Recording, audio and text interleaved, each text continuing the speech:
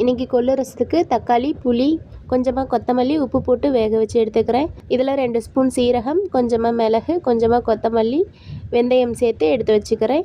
இதில் தோல் உரிச்ச பூண்டு, உரிக்காத பூண்டு, 2 பச்சை மிளகாய், கொஞ்சமாக கொத்தமல்லி, கருவேப்பிலை எடுத்து வச்சுக்கிறேன். இது ரெண்டையும் நல்லா கொரன்னு அரைச்சி எடுத்துகிட்டு வந்துக்கலாம். இப்போ வேக வச்சுருந்த தக்காளியும் புளியும் நான் கரைச்சி எடுத்து வச்சுக்கிறேன்.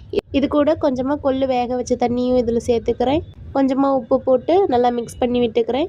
இப்போ ஒரு 5-6 சின்ன வெங்காயம் எடுத்து இடித்து வச்சுக்கிறேன். கொஞ்சமாக கடாயில் எண்ணெய் விட்டு எண்ணெய் காஞ்சதும் கடுகு, சீரகம், வெந்தயம் இது 3ஐயும் போட்டுக்கிறேன். பொரிஞ்சு வந்ததும் கொஞ்சமாக வரமிளகாய் காரத்துக்கு ஏற்ப போட்டு இடித்து வச்சுருந்த சின்ன வெங்காயமும் எடுத்து போட்டுக்கிறேன். நல்லா வதக்கி விட்டுக்கலாம். இப்போ கொரன்னு அரைச்சி வச்சுருந்த சீரக மிளகையும் இது கூட சேர்த்துக்கலாம்.